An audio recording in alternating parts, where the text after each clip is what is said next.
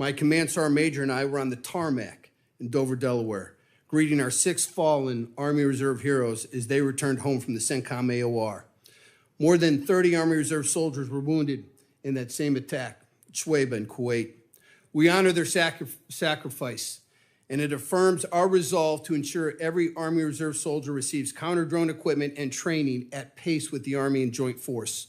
To that end, we've dedicated nearly a third of our degree appropriation to counter-UAS systems that will continue to invest in these life-saving technologies. In closing, while we are your Army Reserve, we are not a force in reserve. We are in the fight. The resources you provide are critical to ensuring the young men and women in our Army Reserve stay combat ready. Thank you for your time today, and I look forward to your questions.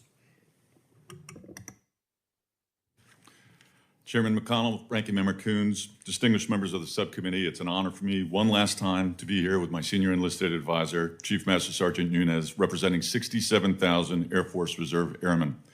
We are a strategic advantage and a cost-effective investment, not a backup force. Our airmen's unmatched experience provides the strategic depth to deter our adversaries. Our partnership builds interoperability with our allies and partners. Our recent surge for Operation Epic Fury proves we're always ready and accessible to respond to any crisis in less than 72 hours. This is the Air Force Reserve advantage in action. When properly resourced, we're a cost-effective solution for all DAF mission areas. We operate our installations 28 days a month on just 25% of our force, delivering mission-ready airmen for only 30 cents on the dollar. FY25's closeout was our best on record.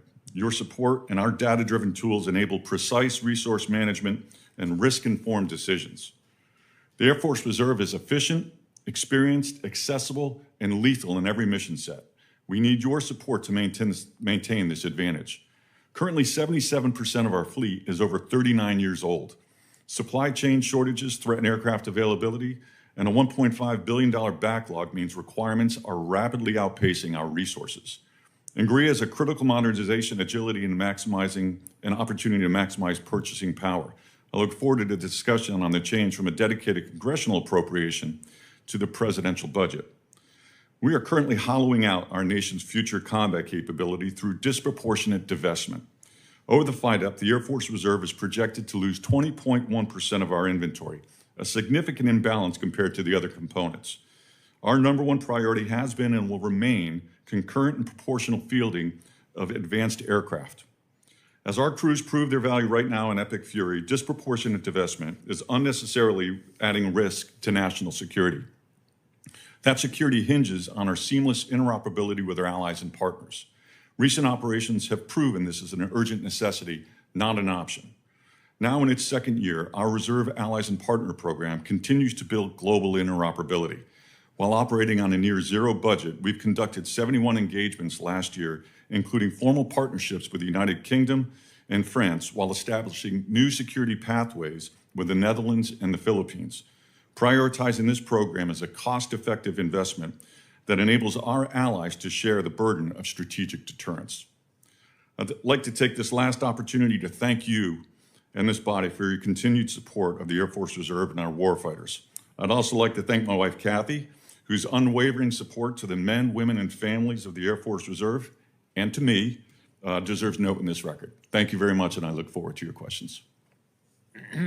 Thank you, General. Good luck. We know that drones are going to play an increasing role in modern warfare.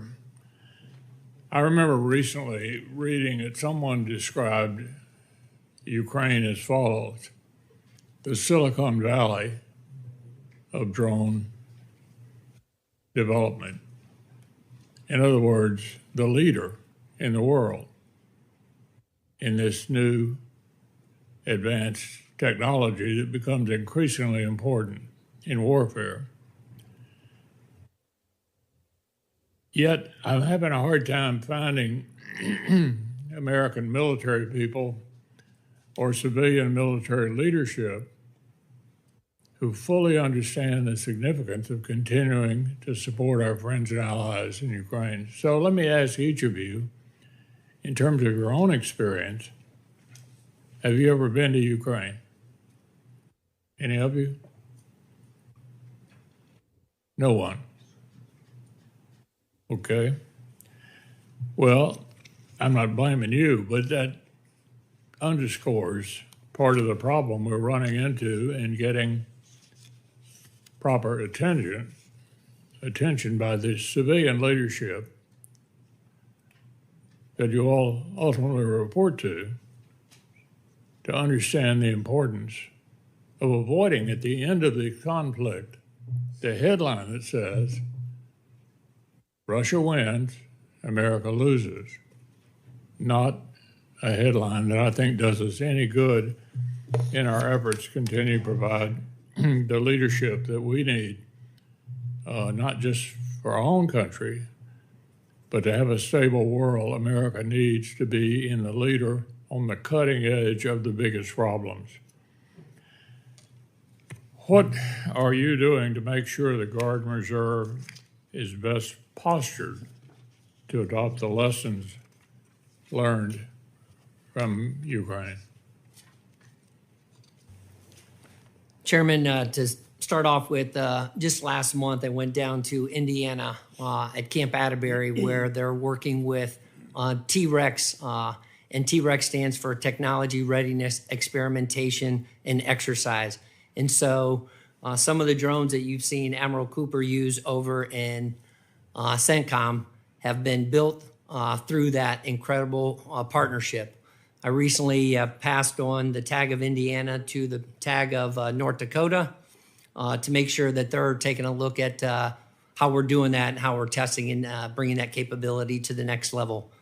The National Guard is incredible on building innovative and individuals and new capabilities, and we look forward to working with the department, the Joint Staff, JIATA 401, the Joint Interagency Task Force on how we get the next level of drones, UASs, and counter-UAS systems. Sorry. Yeah, the Air Force Reserve has also participated from the onset of the conflict in Ukraine, while not directly in Ukraine, but providing quite a bit of technological experience and help with month-to-month advancements in terms of what the Ukrainians are using. On a separate note, we are learning quite a bit from how to counter these drones as well. Last year, the Air Force Reserve, with our 10 unit-equipped bases that we're responsible for, used $78 million at the end of the year to purchase a counter C-UAS system, which is being deployed month to month right now. We've got 2 of them deployed currently. In addition to this, we also have a counter C-UAS, a rapidly deployable